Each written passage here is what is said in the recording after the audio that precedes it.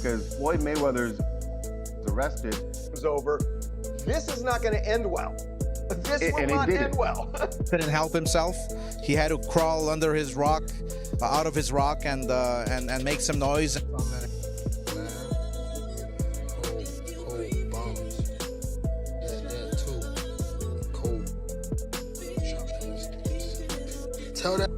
Tell Floyd to get on live. Tell him show where he at. You owe them people over in Dubai that money. Tell him get on live right now.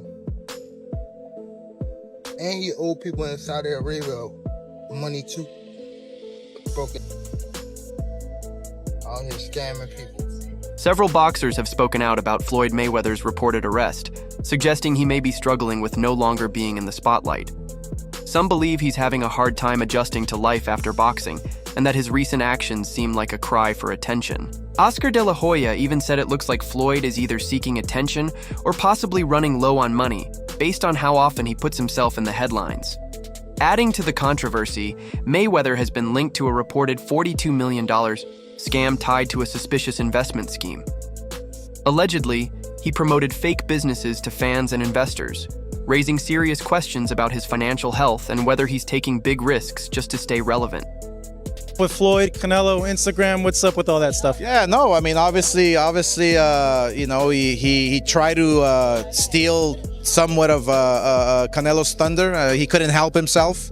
He had to crawl under his rock, out of his rock, and make some noise. But look, he's retired. I mean, either he's hurting for attention or he's hurting for money. And you know, we strongly feel that, look, Canelo's the man right now. He's the highest paid athlete in the world, and then we move on and we go forward and we continue with our business. Floyd Mayweather recently spoke out about loyalty in boxing, saying he's disappointed by how some fighters he once supported have turned against him. He shared his frustration with athletes who he helped build up, only to see them criticize him later on. Mayweather specifically called out Oscar De La Hoya, accusing him of being disloyal after benefiting from his guidance and influence. Absolutely. But it's so crazy. When we talk about loyalty in the sport of boxing, when we talk about loyalty, when you look at Canelo, there's Steven Espinoza and the Showtime team let this, and myself, we helped build this guy up. He was fighting on my undercard. He was the co-main. We helped build this guy up. And you know what Oscar De La Hoya do? You know what Mr. Loyal Oscar De La Hoya do? I'm sorry, Miss Disloyal Oscar De La Hoya do? He take him right over to HBO and cut a deal with HBO. And when he cut the deal, he got money, but I bet Canelo didn't see none. But these are the things that people don't know about in the sport of boxing. Oscar De La Hoya recently reflected on how their 2007 fight helped shape Floyd Mayweather's legacy. He pointed out that before their matchup, Mayweather wasn't earning massive paydays. But that high-profile showdown changed everything. It launched Floyd into mainstream fame, helped him rebrand as Money Mayweather, and turned him into a global symbol of wealth and success. Before Mayweather fought me, he was making $2-3 million on my undercards. After beating me, Mayweather becomes Money Mayweather, and he becomes this global superstar. I think we sold 2-point-something million homes. I believe he made something like 8 million all said and done. And what did you make all said and done in that fight? I had to be closer to 80. You made 80 million, he made 8 million. So the negotiation was 90-10? Sometimes fighters don't understand negotiating the right way. Beyond the boxing ring, Floyd Mayweather has faced legal issues similar to those involving rapper Lil Uzi Vert. Both have been hit with lawsuits over claims of mistreatment. In Floyd's case, his massive wealth has often made him feel untouchable, leading him to make bold moves without always thinking through the consequences. That mindset has landed him in legal trouble more than once. Peace, y'all. It's your boy Johnny Fastlane here with allhiphop.com. So the situation is crazy, man, because Lil Uzi Vert and Floyd Mayweather are being sued for an assault that happened last June in New York, right? The whole situation is that the person that's suing them says that he saw Floyd Mayweather's truck and he went across the street while he was filming to get some footage of it. And basically the whole money team, you know, Floyd Mayweather's team and Lil Uzi Vert came out of the truck and beat the crap out of him, right? It's crazy as hell because Lil Uzi Vert responded and he said that he don't even know Floyd Floyd Mayweather. He was not there, and you guys got the wrong person, right? I've never seen Mayweather and Lil Uzi Vert in the same place together at all, ever, and I'm guessing that it's probably somebody from Mayweather's team that kind of looks like Uzi, right? Either way, man, Uzi is wrapped up in this lawsuit. We'll see if they take his name off of it once they figure out what's going on, but yeah, let me know what y'all think about this in the comments. Floyd Mayweather and golf legend Tiger Woods were both caught up in a lawsuit over accusations of stealing jewelry from a store. The incident added even more fuel to the public's doubts about Floyd's financial behavior, reinforcing concerns that while he shows off his wealth, he often falls short when it comes to transparency and integrity in his business dealings. So have you heard about the $4 million RICO lawsuit that Floyd Mayweather and Tiger is being hit with?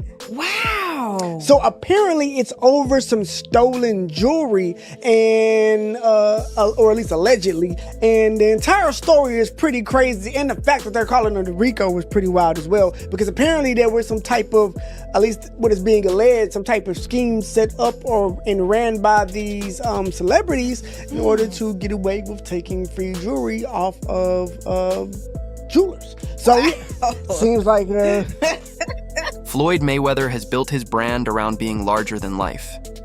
From luxury cars to million-dollar watches, his image is all about success and excess. But behind the scenes, maintaining that lifestyle hasn't come cheap. Critics say that his constant need to project wealth has led him to take financial risks that may not always be wise. While Mayweather insists he's in control, the pressure to stay on top, both in status and in spending, continues to raise questions about how long the image can last. I'm still see a child.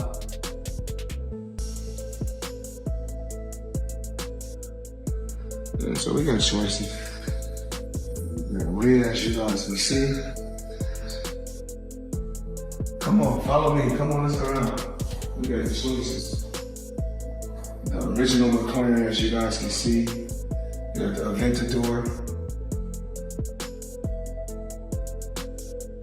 You got the Dawn. You got the Bentley. None of those. None of those. Spirit of Ecstasy, come on up. We got tools. Family, not a Lambo.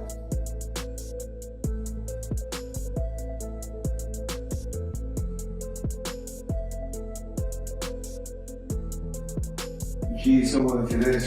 Let's get some keys right here. I'm gonna let some keys right here. So,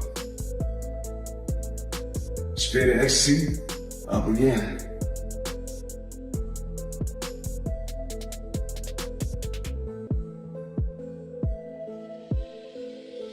Up again. You see the seats.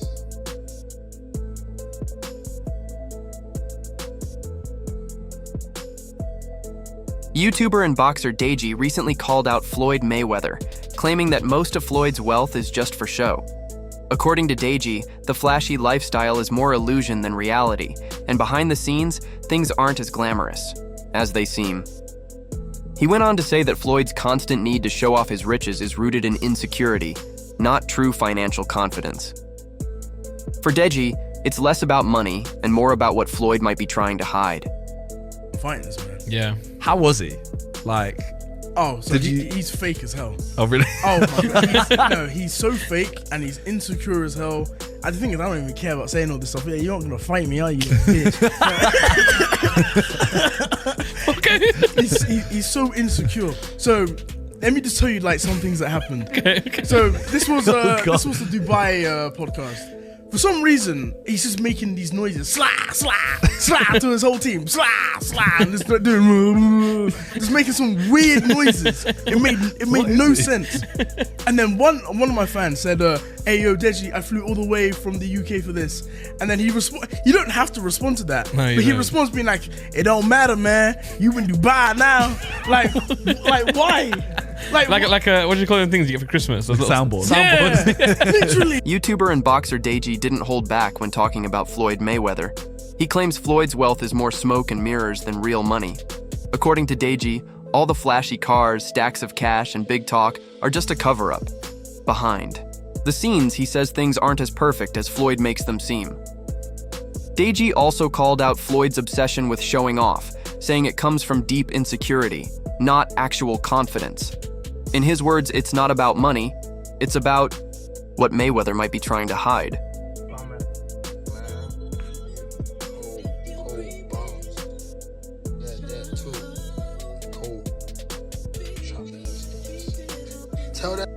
Tell Floyd to get on live.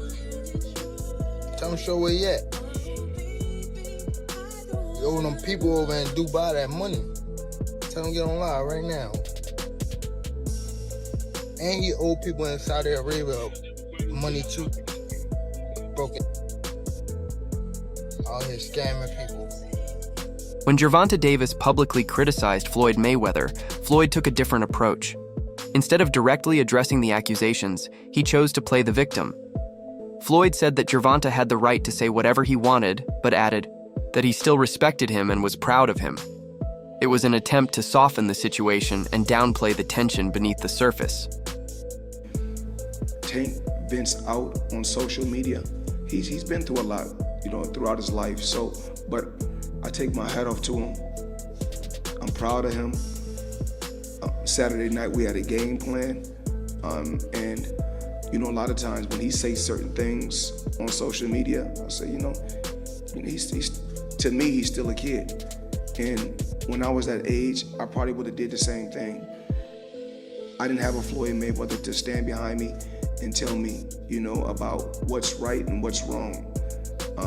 He got the job done, but my hat off to Ryan Garcia. Tough competitor, tough fighter, and the best man won. That reads great. It's clear, concise, and gets to the point without overcomplicating things. Let me know if you'd like to add more details or continue with any other sections. I'm not sure how many of you have seen, and was it Floyd Mayweather? He did this interview, and he was talking about how he got a loan. He got a loan from a bank, and his new real estate deal is going to make him $300 million a month. You see that? Yeah, I see that. Yeah. Now, the fact that he pointed out was that everybody knows that he got his own capital, which is, money, right? But he still leveraged other people's money. Absolutely. So now he's making $300 million a month. Right. Well, he's going to, that's going to be his plan. So, just like I said, back to your example, right? The Airbnb. You get a place. I mean, there's a couple ways to do Airbnbs. Yeah. You can do it so where you're, what's it called? Subleasing? Something like that? Yeah, subleasing. Mm-hmm. You don't technically own it, but the landlord's okay with it, or you can actually buy it. But in a situation where you're buying it, it does cost money to fix it up, right? Floyd Mayweather's real estate investments in New York City brought additional trouble, sparking legal investigations. Authorities raised questions about how he could afford such lavish purchases given his outstanding debts. His high-end lifestyle seemed to clash with his tax records, revealing that Floyd owed a significant amount to the IRS but hadn't settled those debts. To make matters worse, Logan Paul accused Floyd of withholding payment for their exhibition match. UFC President Dana White stepped in, clarifying that in boxing exhibitions, the promoter handles the revenue and is responsible for paying the fighters. Since Floyd was the promoter for the fight, the responsibility for payments fell squarely on him, raising serious concerns about his business practices. We got Floyd Mayweather back in the real estate news again. This guy's on an acquisition spree like I haven't seen in a long time. You got to remember, in October, he bought a portfolio of multifamily properties in around Manhattan for $402 million. Well, this time he went all in on office property for a $10 billion portfolio. I got this out of Real Deal, by the way. Now, some of these properties listed are 410 10th Avenue and Hudson Yards. You got Jersey City's Harborside Office Complex. You've got the Aon Center in Chicago and the old post office building in Chicago as well. So the portfolio includes a total of 18 buildings that take up to 10 million square feet of space. Now, he's not new to this. He's got office properties as well. He's got a pretty good portfolio so far. He's got 16 properties worth about $7 billion. He's going to add this portfolio to it, and he's going to be on a tear. So I hope he has a good marketing company as well. But congrats to him. Frustrated by the lack of payment, Logan Paul announced his plan to take legal action against Floyd Mayweather. He publicly stated that he would file a lawsuit to recover the money he was owed, adding to the growing number of financial disputes surrounding Floyd. Joe Rogan also weighed in, pointing out that Floyd's motivation for fighting Logan Paul seemed to be more about money than competition. Rogan found it ironic that a legendary boxer like Mayweather was taking part in exhibitions not for the sport, but for quick cash. This shift in priorities led fans and analysts to question Floyd's true intentions and legacy, suggesting that, for the former champion, money had become more important than pride. Logan Paul and Floyd Mayweather just fought, and Logan Paul made $20 million, and Floyd Mayweather made $100 million, and they're looking at this like, hey, what about me? Like, how come I'm not making that kind of money? You go through this with Mayweather?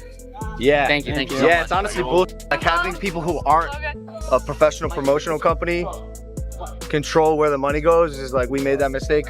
But, you know, it's Floyd Mayweather, so before we fought him, we kind of were willing to do whatever, and now after the fact, we're kind of shooting ourselves in the foot. Yeah. Because he's a scumbag. But now that we know that, and everyone else who fights Floyd should know that, like, don't let him control the money. Would you ever fight him again under any circumstances? No, he wanted to. He reached out. And, yeah. But, like, no? Yeah. Jake Paul didn't hold back when he claimed that Floyd Mayweather is financially broke, arguing that many people are still fooled by the image Floyd carefully crafts.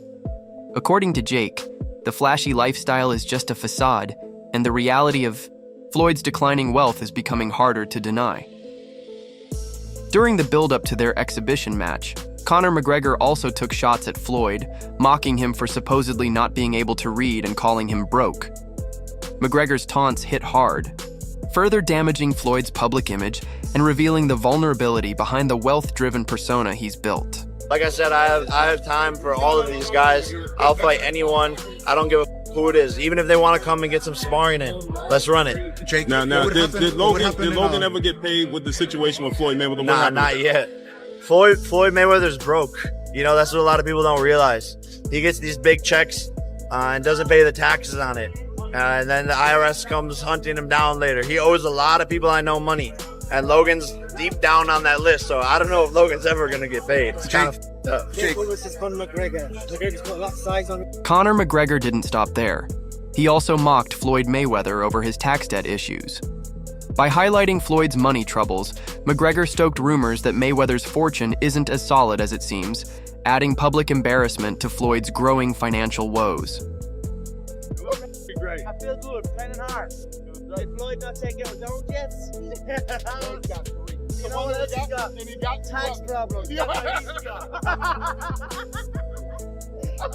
That's heavy. That's heavy. It's hard to get out from underneath. Right, it is, especially when I'm on top of you.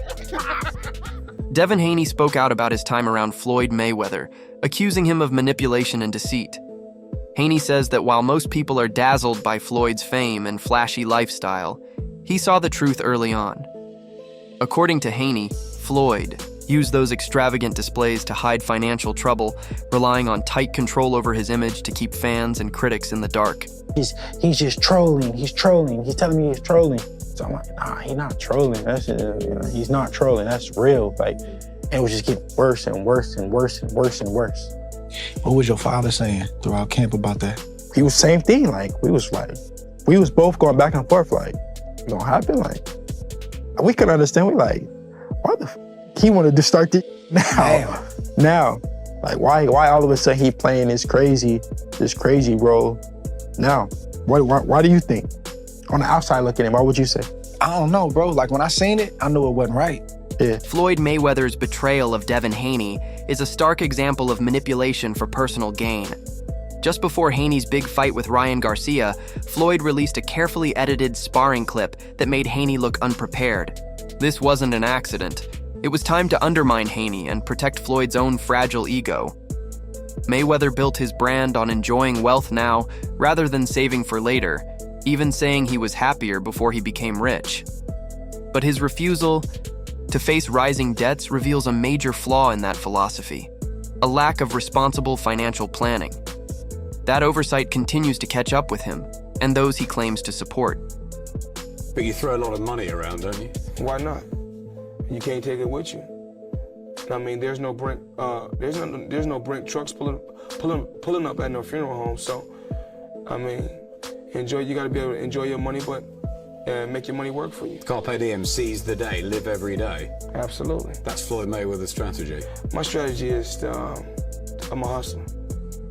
I'm a hustler, no matter how you look at it. Just because I may wear a diamond necklace or a big diamond ring because another guy, he wear a ring on his ring finger. And he's no better than I am. He's doing the same thing I'm doing, but he's just sweeping his dirt under the rug. And mine is out in the open. Money doesn't make people happy, but you've got a hell of a lot of it. And are you happy? Am I happy? Absolutely. I'm happy because my children are happy. I'm happy because my mom is happy.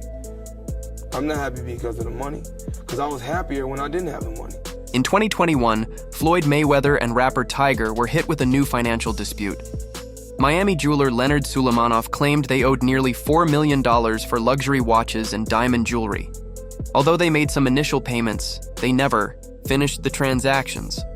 This added another chapter to Mayweather's pattern of money fights and legal headaches. 2008, three broke comics turned YouTube sketches into $100 million empire. Adam Devine and Blake Anderson met at Orange Coast College where they bonded over comedy. They were both regularly on the improv scene in LA, which is where Adam meets Andrews Holmes. Now at the time, Blake and Adam were already shooting skits with Blake's childhood best friend as the director and film crew. His name was Kyle Nochek. He's kind of the fourth unknown member of the group. But after Adam met Anders, he decided to bring him in the group, and the four instantly hit it off. They then created a sketch group called Mail Order Comedy, where they uploaded all their skits to YouTube and MySpace. Then in 2008, they had their best idea yet with a sketch called Fifth Year, about three roommates who partied through college and now are bumbling through life and work, if that sounds familiar. The sketch became so popular that Comedy Central actually DM'd them to see if they could make a show for them. And after a month of not answering them, they ended up pitching Fifth Year to Comedy Central, which would eventually turn into Workaholics. The first episode ran on April 6, 2011, and it quickly became a cult classic for Comedy Central. 7 seasons later, it's a streaming goldmine worth over $100 million. Then they spun that broke boy hustle into their 2018 Netflix film, Game Over Man. Now over a decade later, these four turned living room skits into a comedy dynasty, showing you don't need big budgets to have something people